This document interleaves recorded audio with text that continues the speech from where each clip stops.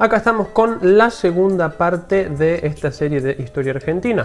En la primera parte, que seguramente ya habrán visto, vimos la Argentina primitiva, ¿no? Lo que damos en denominar la Argentina primitiva, que es del 13.000 a.C. más o menos hasta la llegada de los europeos. Con eso lo que queremos ver es lo que pasó en estas tierras con los primeros hombres hasta que se formaron las comunidades que se encontraron los europeos después cuando llegaron en el siglo XVI hasta esta zona. Así que hoy vamos a ver qué pasa cuando llegan, qué hacen, cómo es la interacción con los grupos nativos que están por acá y cuáles son las ciudades que van fundando, cómo se organizan, cómo organizan la explotación de la tierra de los que ellos llaman los indios, ¿no? Los indios tributarios a partir de ahora. Así que eso vamos a ver en este segundo video. Para el siglo XVI el Imperio Azteca y el Inca ya están en manos de los europeos, ¿sí? Esto es un gran paso para seguir con la expansión hacia el sur en esta carrera que tienen con los portugueses y también porque están buscando el paso al Océano Pacífico para seguir explorando, ¿no? Y en eso tienen que llegar a estas tierras. Lo que esperan encontrar, como siempre, es oro, ¿no? Oro, metal precioso, algo que haga valer la pena semejante gasto en el viaje, porque sepan que estos avanzados, estos exploradores conquistadores, están financiando ellos mismos los viajes, pero con autorización de la corona. Así que lo que esperan encontrar es una recompensa. Y bueno, por estas tierras no había mucho oro que digamos, ¿no? Por más que le digamos Río de la Plata al Río de la Plata, etcétera, en esta tierra no van a encontrar oro, pero van a encontrar muchas otras cosas como resistencia aborigen, por ejemplo, que los va a traer muy mal en esta zona a los conquistadores. Y también lo que van a hacer es fundar ciudades, ¿no? Van a ir fundando una red de ciudades, que justamente es una red, para conectar diversos puntos estratégicos dentro de la colonización de América. Así que vamos a ver cuáles son. En 1516 el que se va a arrimar primero es Juan Díaz de Solís, ¿sí? Que viene de escala en Brasil, va a llegar a la isla Martín García, por acá, algunos otros lugares también, pero va a tener un pequeño problema con los charrúas que están en el hoy territorio uruguayo, y el problema es que lo mataron, ¿sí? Así que Juan Díaz de Solís no salió vivo de esto. Sutil. Por 1520 Magallanes, que va a llegar al estrecho que hoy lleva su nombre, va a hacer una escala en la Patagonia antes de llegar porque el clima estaba muy feo durante el viaje, ¿no? Y en eso tiene contacto con los nativos de la Patagonia y al parecer, según el cronista, se acercan entre ellos y uno de estos nativos de allí de la Patagonia se acerca a los europeos. Lo describen como que está pintado de rojo y amarillo, ¿no? Parece que estaba así presentado ante los europeos, este nativo de ahí, y tenía polvo en su cabeza. Y lo que hace cuando ve a los europeos es agarrar más polvo y tirárselo en la cabeza y hacerle unas señas como que ellos, los europeos, están bajando del cielo. Y ese se supone que fue un encuentro pacífico. Juan su olla y Famalle. Dice, lo siento, Diablo Blanco, pero ya debo matarte. Luego de ese encuentro pacífico, lo que hace Magallanes es seguir viaje y encontrar su estrecho. Entre 1526 y 1527, Sebastián Caboto y Diego García también llegan por esta zona del Río de la Plata porque se supone que van siguiendo la ruta de Magallanes y además porque los hombres de Díaz de Solís, que habían vuelto a la península, les dijeron vayan que por allá hay dinero y hay plata y van a encontrar un montón de riqueza. Es el ser humano, así, loco. La realidad es que no encontraron nada, tuvieron problemas con los aborígenes de esta zona y fundaron un fuerte por Santa Fe, que es el fuerte Sebastián Caboto, pero después se pelearon entre ellos y se volvieron. En 1536, el que va a llegar a la que llamó Santa María de Buenos Aires es Pedro de Mendoza, el famoso Pedro de Mendoza, que bueno, llegó acá y se tuvo que ir porque sufrió hambre y una situación muy complicada con los querandíes. Juan de Garay. Gabriel Heinze. Primero vino Pedro de Mendoza y fundó Buenos Aires. Javier Mascherano. Un bolonqui bárbaro. Javier Mascherano. Juan de Cristian Garay Ledesma. y volvió a fundar Buenos Aires. Escuchá. Pedro de Mendoza tenía entre sus hombres a Ulrich Schmidl, quien era un alemán, que era un cronista que iba contando lo que pasaba. Y él relataba cómo los querandíes primero eran bastante pacíficos porque les llevaban comida, a los recién llegados, carne, pescado, pero un día no llevaron nada. Entonces Pedro de Mendoza lo que hace es mandar 3 hombres al territorio de los querandíes, que era por una parte el que estaban ocupando ellos también. Debo decirte que no quisiera pelear contigo. Y los querandíes, en lugar de seguir dándoles comida, lo que hicieron fue moler a palos a estos 3 hombres y los mandaron de vuelta, como diciendo, nosotros no queremos ser molestados, si damos carne damos, y si no damos, no damos. Cuando pasa esto, Pedro de Mendoza manda a su hermano, ¿no? Como con una cuestión más formal, más de, bueno, a ver qué pasa, pero al hermano lo matan los querandíes y Ulrich Middel relata la ferocidad de los querandíes para pelear, ¿no? Con sus boleadoras, con sus lanzas, con sus dardos, y decía que tenían gran puntería con esas bolas de piedra atadas a una soga, ¿no? Bueno, así que se armó un gran lío en esta expedición de Pedro de Mendoza y que tuvo que ser abandonada. Pedro de Mendoza tiene una historia bastante particular porque él estaba muy enfermo, incluso antes de partir para estas tierras, y lo que buscaba era la cura para su enfermedad, que era sífilis, y se rumoreaba ya en Europa que en América había algunas plantas que podían ayudar para eso. Así que Pedro de Mendoza, aparte del afán de querer buscar riquezas y porque venía también con la instrucción de poblar, quería buscar cura para su enfermedad, pero no encontró nada y murió de vuelta en el viaje. Bien, cuando todos estos europeos tuvieron que salir por patas, porque los querandíes los están echando de ahí, los querandíes y los pampas no eran especialmente curiosos con los europeos, sino que querían más bien que los dejaran en paz. Cuando pasó todo esto, una expedición o una parte tomó rumbo, en vez de para Europa, para el interior del continente, ¿no? O sea que remontaron los ríos hasta que llegaron a Asunción, donde fundaron Asunción, ¿sí? Que no existía todavía, en territorio guaraní. Asunción va a ser muy importante porque desde ahí es que se va a empezar a venir hacia el sur, fundando las ciudades hasta la refundación de Buenos Aires. La historia de la conquista de la zona de Paraguay es muy sangrienta porque los españoles llegan y proponen una alianza a los carios que estaban enemistados con los guaycurúes de la zona del Chaco. Los españoles derrotan a los carios y les proponen una alianza para derrotar a los otros, ¿no? A los del sur. Los carios aceptan, ganan, pero les cuesta muy caro la alianza porque los carios la quieren romper la alianza, digamos, ya ganamos, ya está, muchas gracias. Pero los españoles no se van a ir de ahí, así que los carios les dan muchas mujeres. Los españoles la tienen como esclavas sexuales, tenían como 70 mujeres cada uno en un momento. Y lo que pasa es que empieza la explotación de los guaraníes en las encomiendas, que vamos a ver en el video posteriormente lo que es. Y la explotación, entonces, como dije, da inicio con esta entrega de mujeres y el repartimento que van a hacer después de los aborígenes en general. En 1535 comienza la penetración en el noroeste. Diego de Almagro, conquistador del Imperio Incaico, llega a La Puna, guiado por aborígenes. ¿Duelen piernas? Si quieres te cargo. Y llega al valle del Aconcagua. Pero en el 36 tuvo problemas con los indígenas y sin riqueza se tuvo que volver, ¿no? Después el que viene bajando es Pedro de Valdivia, que va a fundar Santiago en el actual Chile en 1541.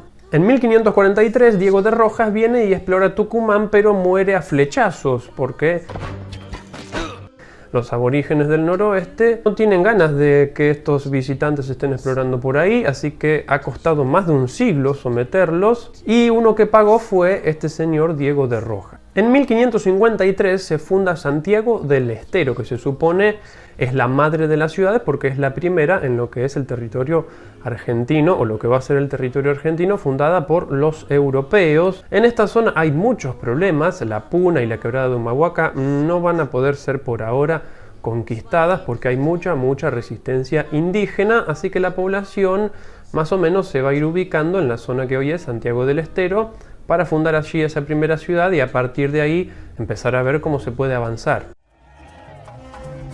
¡Muy bien! ¡Este diablo blanco ya se cansó! Seguidamente se explora Cuyo. Mendoza es de 1561 y al año siguiente San Juan, ¿no? Esto responde a la necesidad de someter a los huarpes que estaban por ahí y después se van a ir a territorio de los araucanos en el sur del actual Chile. La gobernación de Tucumán es de 1673, ¿sí? Después continúa la exploración hasta Córdoba. Jerónimo Luis de Cabrera es el que viene desde la fundación de Córdoba y se dirige hacia el Paraná, ¿no? Lo que quieren hacer es encontrar un camino, ¿no? Una red de ciudades que conecte Potosí con el Atlántico, ¿sí? Esto no está hecho así nomás, lo que quieren es construir un circuito comercial, pero viene bajando Juan de Garay desde Asunción, así que va a fundar Buenos Aires y a este tal Jerónimo le dicen pirándose de aquí porque este es mi territorio. Los colonizadores entre sí no se llevan muy bien, la verdad. 1580 está fundada Buenos Aires y si bien Juan de Garay llega hasta lo que es Mar del Plata, ve que mejor no mirar para el sur por ahora. Así que Buenos Aires está mirando al Atlántico y hacia el noroeste, ¿sí? Porque recuerden que en Potosí está toda la plata, que es lo que los españoles buscan, y la plata va a ser el primer producto de exportación desde el puerto de Buenos Aires para Europa y va a recibir por contrabando ilegalmente otros productos. Así que aquí más o menos queda conformada una red de ciudades desde Buenos Aires hasta el noroeste y conectada con Asunción, que tampoco podía tener conexión con Potosí, así que están ahí como en un triángulo que va a ser un circuito comercial muy importante en América del Sur. Posteriormente se van a fundar Salta en 1583, La Rioja en el 91, San Salvador de Jujuy en el 93, y estas son las tres ciudades que, si se fijan en el mapa, permiten bordear el Valle Calchaquí y tener comunicación con los centros altoperuanos, ¿sí? San Luis va a llegar en 1596. Esto de la comunicación es importante porque hay que bordear los valles calchaquíes porque los nativos ahí no tienen ganas de ver a los europeos por esa zona, así que no van a estar sometidos por ahora. Bien, hablemos de la organización del territorio y de la explotación a los nativos. Acá hay un problema, ¿sí? Hay una situación característica de esta zona que es un problema para los conquistadores, que es que no hay un gobierno central, no hay un sistema de tributo ya organizado que englobe a todas las tribus nativas que viven aquí, no hay nada de eso. Entonces eso es un problema, porque no es que van y toman el poder central y se hacen con todo el imperio como era con el Inca, ¿no? Que si bien tiene una porción de lo que va a ser el territorio argentino, todo lo demás no funciona si no está unificado. Así que tienen que ir sometiendo uno por uno a los grupos aborígenes para tratar de fundar ciudades, implantarse en un lugar y empezar a explotar los recursos y a los indios, ¿sí? Entonces lo que pasa con esto es que hay un miedo permanente de que se desate la lucha, porque que un grupo se rinda no significa que se va a rendir el otro. Así que esto es un problema, ¿sí? Esto se presenta como un problema, un estado de guerra de guerrillas permanente. Las condiciones son muy complicadas, ¿no? En los ambientes selváticos, en la altura, todo eso es muy complicado, así que ese es un gran problema que tienen los conquistadores a la hora de explotar a los aborígenes, ¿sí? A la hora de asentarse más que nada, porque a los aborígenes los van a explotar igual una vez que se asienten en estos pequeños fuertes, villas, ciudades.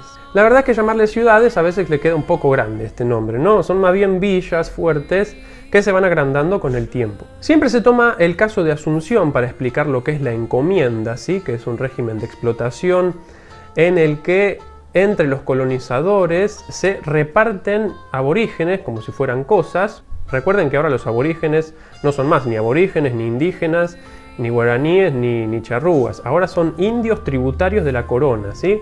Se los considera súbditos de la corona, por lo tanto tienen que tributar a la corona y lo hacen por medio del encomendero. Y esta es una forma que tiene la corona de retribuir todo el gasto que ha hecho el conquistador hasta ir a esas tierras y asentarse en un lugar, ¿sí? Pero tiene la condición de evangelizar a estos indios tributarios. Como dije, la encomienda va a consistir en que se reparten indios. Recuerden que, por ejemplo, en la zona de Asunción ya se habían repartido las mujeres, ¿sí? Eso va a hacer que haya un gran mestizaje en esta zona. Va a haber tanto mestizaje que ni siquiera se va a mencionar la palabra mestizaje, porque ya de lo tan común que es. Y bueno, esos mestizos son los mancebos de la tierra que van a ir fundando ciudades hacia el sur. pero estaba con la encomienda, ¿sí? Comienza la explotación y va a haber dos tipos de explotación, ¿sí? Que estas son las palabras que seguramente algunos están esperando, que es la mita y el yanaconazgo, ¿sí? Que son dos formas de explotación diferentes, ¿sí? Mita significa turno, ¿sí? Así que los indios, estos indios tributarios, van a ir a trabajar en lo que les toque por turno, ¿sí? Un rato ahí y un rato van a estar en sus tierras. Pero yanaconazgo significa que este indio tributario se muda, ¿sí? Con toda su familia, porque toda su familia va a ser explotada, a las tierras del encomendero y va a trabajar ahí, va a trabajar la tierra, va a hacer servicio personal, va a hacer todo lo que el encomendero quiera y le diga, ¿sí? Acá lo dividimos un poco el trabajo tributario, ¿sí? Entre que es agrícola ganadero, artesano, que cuida los caballos, que es asistente personal del encomendero, de servicio doméstico. Cualquier cosa que quiera el encomendero tiene que hacer el aborigen, ¿sí? Y la mita se supone que es por turnos. Pero luego, para que esto funcione mejor y para que la evangelización funcione mejor, sobre todo, se van a crear las reducciones, ¿sí? Lo que van a hacer los pueblos de indios. Esto está llevado a cabo sobre todo por la orden franciscana. Van a llevar los indios a vivir a un lugar para que sea más fácil explotarlos, para que estén más a mano y así pueden cumplir con todo esto que tienen que cumplir de forma más efectiva. Esto que parece dicho así, que los indios van, trabajan, después vuelven a su casa y Yanacona se queda viviendo ahí, todo esto se da en un marco de gran brutalidad y de gran violencia, ¿sí? Aquí los aborígenes son totalmente violentados todo el tiempo, ¿sí? Están las representaciones hechas en dibujos de la época de esta gran explotación que se da aquí. Así que cuando uno dice van y trabajan, qué sé yo, no se imaginen el régimen de trabajo actual, ¿sí? Sino que esto está hecho en un marco de violencia física, moral, religiosa, etcétera, etcétera, etcétera. En el noroeste la explotación va a ser igual que en los otros lugares, ¿no? Por ejemplo, Asunción. O sea, las encomiendas tienen sus particularidades propias, es verdad, en cada lugar, pero más o menos es como les conté. Lo que pasa en el noroeste es que como los indios están resistiendo un montón y no pueden ser efectivamente indios tributarios, hay correrías, ¿sí? Correría significa ir a cazar a los aborígenes para trasladarlos al norte-norte, en Potosí, para que trabajen en las minas y para que se encarguen también, bueno, de trabajar en las encomiendas de la zona del noroeste. Otra de las cosas que tenían que hacer los aborígenes del noroeste es encargarse del transporte, ¿sí? Imagínense lo que sería el transporte en esa época entre las ciudades hasta Buenos Aires, ¿sí? Como dije, acá se forma un triángulo comercial porque desde Asunción a Buenos Aires va a ir, qué sé yo, vino, mandioca, sobre todo yerba, ¿sí? Que va a ser el gran producto de la zona de Asunción, con el que se va a poder meter un poco en este circuito comercial. De Buenos Aires van a salir metales para Europa y van a entrar productos europeos de contrabando ilegalmente, formándose, vuelvo a repetir, muy importante, este triángulo comercial, que es lo que les interesa a los europeos que están conquistando este territorio. Y Buenos Aires se va a ir convirtiendo en lo que va a ser en el futuro, ¿no? Un puerto importantísimo de América del Sur. Se va a ir convirtiendo en eso. Por ahora es una pequeña villa ahí al lado del agua, ¿sí? Pero se va a ir convirtiendo en algo muy, muy importante, con comercio ilegal y con comercio legal. A Buenos Aires llega de todo, está muy conectada con Brasil, con África y con Europa. En Buenos Aires se importan esclavos, hierro, tejido, vino, aceite, y se exporta, el 80% de lo que se exporta es plata, y también ya se van a exportar cueros, tejido, cebo y harina. Y como los querandíes y los pampas no eran personas que estén dispuestas a trabajar para los europeos, lo que se va a hacer es empezar a importar esclavos de África, ¿sí? Así que Buenos Aires se va a convertir en un enclave importantísimo del comercio de personas a nivel mundial. Por último, vamos a hablar de las ciudades y del cabildo, ¿sí? Que es una institución importante. Las ciudades o las fundaciones de villas y futuras ciudades se pensaban como baluartes hispánicos, ¿no? Como que iban a ser ahí blancos, católicos, todo bien trazado, diferenciado el campo de la ciudad, pero lo que terminó siendo en realidad fue nada que ver con esto. Se dio un panorama muy heterogéneo en realidad, sin mucha forma al principio, con espacios mezclados entre lo urbano y lo suburbano, pero sí con jerarquías dentro de la ciudad, ¿sí? va a surgir la condición social de vecino, ¿sí? El vecino no es el que vive al lado tuyo, sino aquel que tiene una jerarquía superior a las demás dentro de la ciudad, lo que le da algunas obligaciones, como por ejemplo defender la ciudad, sentirse parte de la ciudad. La ciudad va a tener una institución militar, política y organizadora de todo esto, que es el cabildo, ¿sí? Al cabildo, por supuesto, van a pertenecer las personas más importantes de la ciudad. Primero van a ser los propios conquistadores, después van a ser los criollos y después, bueno, ya veremos más adelante. Las ciudades eran pensadas como una república, ¿no? Porque tenían a este cabildo que iba a organizar todo. Y había ciudades de blancos y ciudades de indios. En las ciudades se llegó a poder tramitar un papel que te daba el certificado de pureza de sangre, ¿sí? Como diciendo, yo soy vecino, vos sos un indio o un mestizo de porquería. Pero yo soy un vecino, mira, tengo un papel que dice que soy puro de sangre. Así que esa era una forma de jerarquizar todo este tema de la ciudad, y todo esto se hacía necesario por justamente lo que estamos diciendo, ¿no? Que era un panorama muy heterogéneo, nada que ver con lo que tenía pensado el conquistador previamente. Y la ciudad tiene la configuración que ustedes ya están pensando, ¿no? Que tiene una plaza central y enfrente están las autoridades, el mercado, es decir, la plaza es el lugar público por excelencia. Así que bueno, eso es todo por este video, esta segunda parte de la serie de historia argentina. Vamos a seguir avanzando. En el tercer video ya veremos con qué, porque acá hay muchos puntos para tratar, para seguir tratando. Por ejemplo, a los jesuitas, que merecen un video aparte. Otro video aparte se merecería la economía de campaña. Pero bueno, ya veremos con qué seguimos. Nos estamos comunicando como siempre por Instagram y por acá por los comentarios. Así que si querés hacer algún comentario, podés hacerlo libremente ahí abajo. Suscríbete al canal si todavía no lo hiciste. Por mí nada más. Hasta la próxima. Adiós.